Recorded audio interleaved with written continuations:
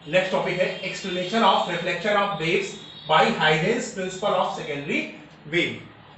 Huygens के द्वितीयक तरंगिकाओं के सिद्धांत पर तरंगों के परावर्तन की व्याख्या।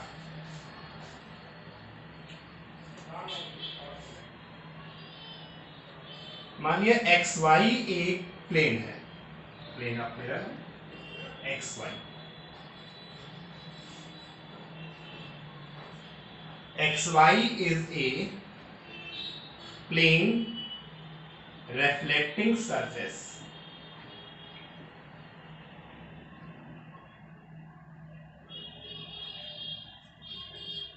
प्लेन परावर्तक तल है XY। AB is equal to plane wave front, तब प्लेन वेव फ्रंट है ये।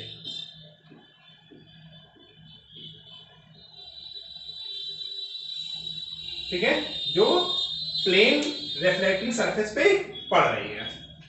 तो ये ए बी एक तरंगाग्र है, वेव फ्रंट है ए बी।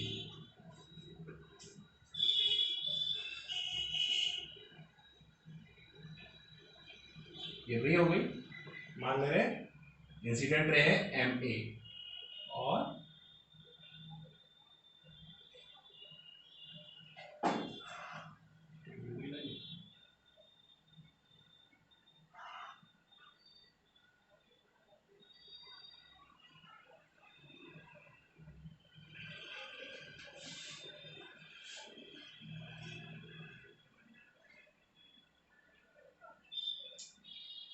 एन बी, ये इस पर इंसिडेंट रे है। तो ए बी क्या है? प्लेन वेव फ्रंट है या इंसिडेंट वेव फ्रंट कह सकते हैं इसको।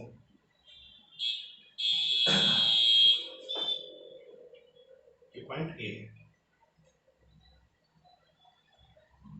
यहां पर हमने परपेंडिकुलर क्यू डैश खींच दिया, ये इस पे क्या है? नॉर्मल है। तो ये क्या है? इंसिडेंट रहे, ये नॉर्मल है, तो इसके बीच जो एंगल बनेगा वो क्या हो गया? इंसिडेंट एंगल आई। ठीक है, माना माध्यम में जो वेव फ्रंट है, वेव है, उसकी चाल सी है।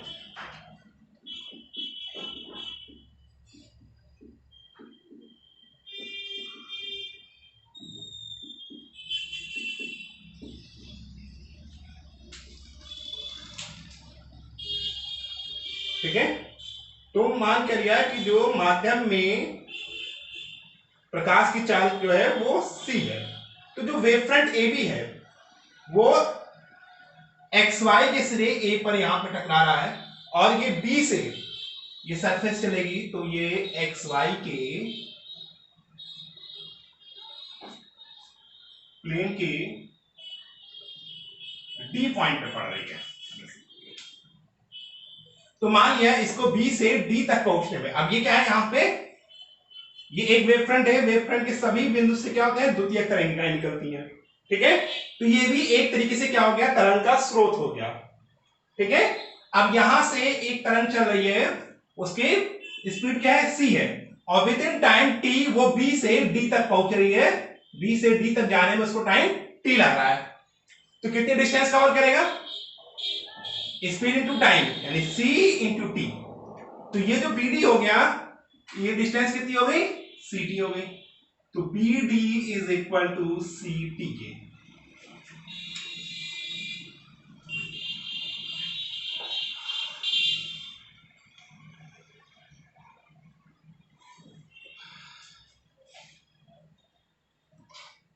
ठीक है, अब ए से भी एक सेकेंडरी वेवलेट्स प्रोड्यूस होंगी। ठीक है, तो ए से भी द्वितीयक तरंगिकाएं निकलेंगी। तो टी समय में बी तक जो तरंगिकाएं हैं वो टी समय में बी तक पहुंचती हैं। ठीक है, तो अब क्या किया? बी डी के बराबर, ठीक है, दूरी लेकर ए को केंद्र मानकर यहां पर एक चाप लगाया।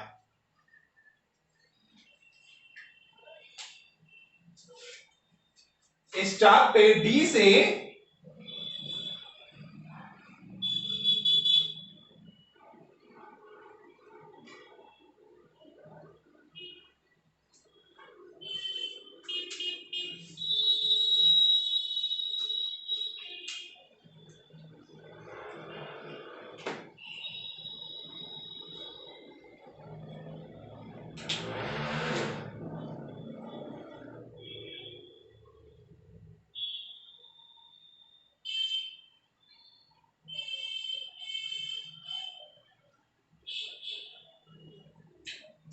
इस चाप पर डी से एक स्पर्श रेखा खींचा, एफ डी, एफ डी, इसको मिला दिया।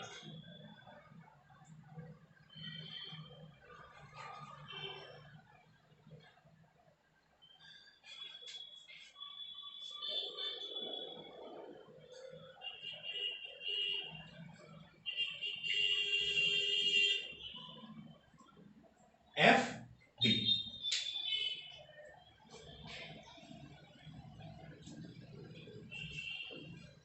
ठीक है। अब ए बी को, ए बी आगे बढ़ेगा तो ए और डी, ए व डी के बीच सभी बिंदुओं से एक के बाद एक चलने वाली द्वितीयक तरंगिकाओं को एक साथ एफ डी पर स्पर्श करेगा। तो सभी द्वितीयक तरंगिकाओं को ये स्पर्श करेगा, तो यह जो, तो क्या हो जाएगी, ये एक एफ डी एक नई तरंगाग्र हो जाएगी, ठीक है। और ये जो नई तरंगाग्र एफ डी है ये परावर्तित तरंगाग्र होगी, ये परावर्तित तरंगाग्र होगी। अब ए से डी तक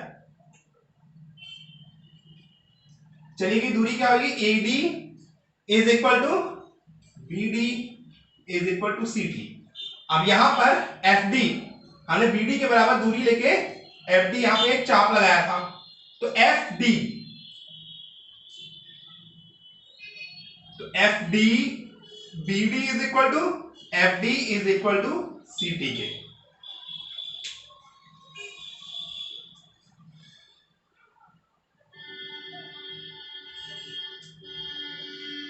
ए F, sorry, B D is equal to A F is equal to C T,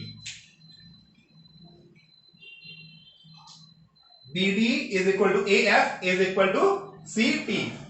अब यहां पर एक परपेंडिकुलर ड्रा कर दिया,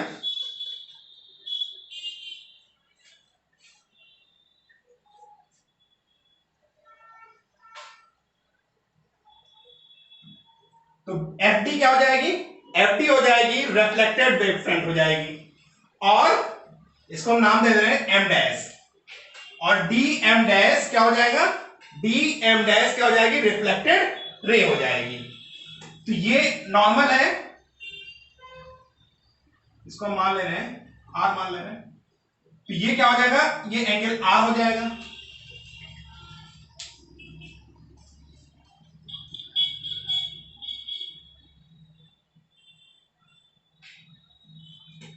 ये वेव फ्रंट पे, इस पे ये क्या है, ये रिफ्लेक्टेड है, तो इसके इसके बीच का जो एंगल बनेगा वो 90 डिग्री होगा, तो ये एंगल कितना हो जाएगा, 90 माइनस आर।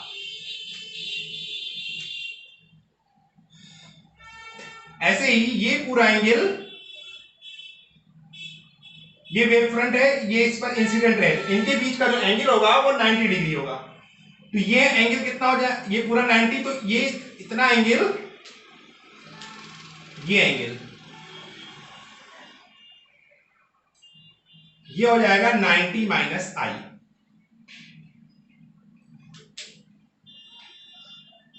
और क्यू डैश एक्स वाई पे क्या है, नॉर्मल खींचा था, तो ये पूरा एंगल क्या होगा, 90 होगा, और इतना क्या है, 90 माइनस आई है, तो 90 माइनस आई, तो हो जाएगा 90 माइनस 90 प्लस आई, तो ये कैंसिल आउट हो जाएगा, तो ये जो पूरा एंगल हो जाएगा ये हो जाएगा आई, ये एंगल कितना हो जाएगा, आई हो जाएगा। अब ये इस पे डी आर क्या है, इस पे नॉर्मल है, तो ये पूरा 90 हो जाएगा, और ये इतना कितना है, 90 माइनस आर, तो हमको इतना निकालना हो, तो 90 में से 90 माइनस आर माइनस कर देंगे, तो क्या हो जाएगा, ये 90 माइनस आर, ये तो प्लस हो जाएगा, तो 90 कट जाएगा, तो आर, तो ये एंगल कितना आ जाएगा, आर आ जाएगा।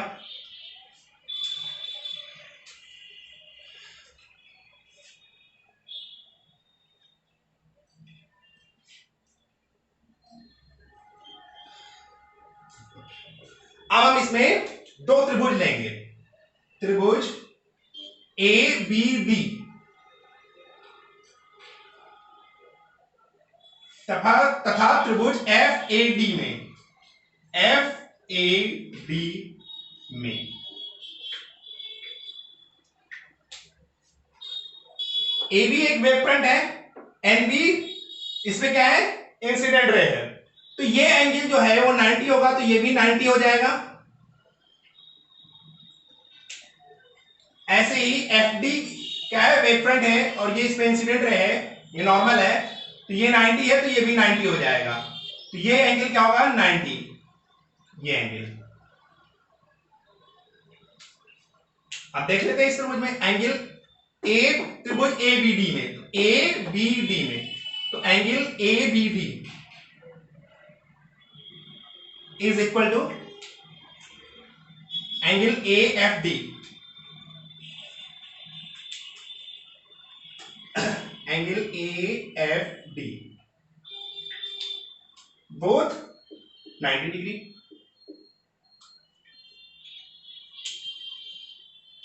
ठीक है, और हमने भी क्या निकाला है, B D is equal to A F, B D is equal to A F, B D is equal to A F, क्यों, is equal to C T, अभी पीछे प्रूव किया है। और जो ए डी है वो दोनों में कॉमन है, ए डी इज कॉमन, तो ए डी क्या हो गया, कॉमन हो गया, ए डी इज कॉमन। तो यहां से क्या आ जाएगा, therefore triangle A B D is congruent triangle F A D. कोई त्रिभुज है, उसकी दो भुजाएं और एक कोण, दो संगत भुजाएं और एक संगत, दो भुजाएं और एक कोण इसमें क्या है, बराबर है, तो ये त्रिभुज क्या हो जाएगा, कॉन्ग्रुएंट हो जाएगा।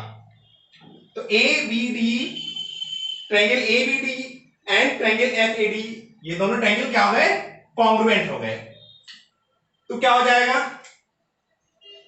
तो शेष तो क्या हो जाएगा, एंगल बी ए डी, ये वाला एंगल, और इसके संगत ये वाला एंगल, ये आपस में बराबर होंगे, is equal to angle A D F by C P C T का corresponding part of congruent triangle. ठीक है, और एंगल बी ए डी को भी हमने क्या निकाला है, ये एंगल आई है, तो ये हो गया I is equal to R, angle I is equal to angle R. I क्या है, एंगल ऑफ इंसिडेंस है, आर क्या है, एंगल ऑफ रिफ्लेक्शन। ठीक है, तो ये वेव फ्रंट का एंगल ऑफ इंसिडेंट एंगल है और ये रिफ्लेक्टेड एंगल है। तो यहां से हमें आपतन का पहला नियम प्रूफ हो रहा है कि I is equal to r. ठीक है, तो आपतन के दो नियम पढ़े थे। ठीक है, तो पहला नियम क्या होता है, आपतन कोण बराबर परावर्तन कोण के, तो यहां पे क्या आ गया, I is equal to r के। तो यहां से ये पहला नियम प्रूफ हो रहा है परावर्तन का, I is equal to are.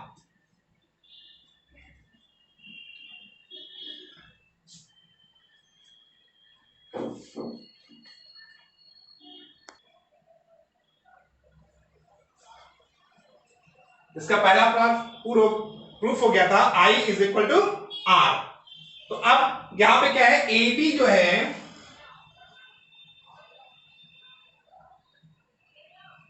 Incident wave front है,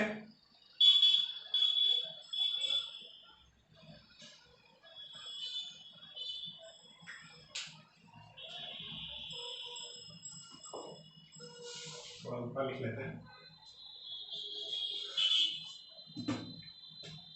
ए बी ये इंसिडेंट वेव फ्रंट है,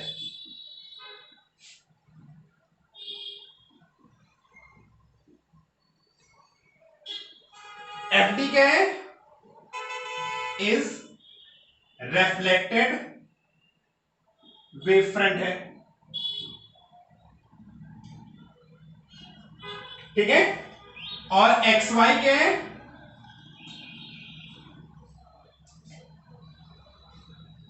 रिफ्लेक्टिंग सरफेस है, plane of reflection.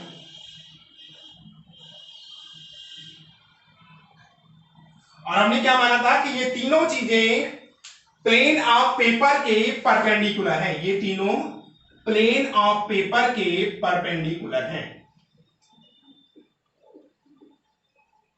Plane of paper यानी जो हमने प्लेन, जिस प्लेन पे हम ड्रा कर रहे हैं, यहां पे हमने बोर्ड पे ड्रा किया है, तो हम क्या कह सकते हैं यहां पे, perpendicular to plane of board. ठीक है, अब ए बी, एम ए जो है वो ए बी पे परपेंडिकुलर है, ये वेव फ्रंट है, ये इस पे इंसिडेंट है, तो क्या होगा, ये इस पे परपेंडिकुलर होगी। ऐसे ही D M dash, D M dash is perpendicular to F D के। और यहां पर एक्स वाई प्लेन पे हमने क्यू क्यू डैश क्या डाला है, नॉर्मल खींचा था, यानी q a is perpendicular to x y plane. तो ए बी एफ डी और x y plane of paper के परपेंडिकुलर है, और m a dash, D M dash और क्यू ए डैश इन तीनों के परपेंडिकुलर है। तो ये तीनों प्लेन ऑफ पेपर के भी परपेंडिकुलर होंगे, इसलिए ये सेम प्लेन में लाई करेंगे, और यही परावर्तन का द्वितीय नियम होता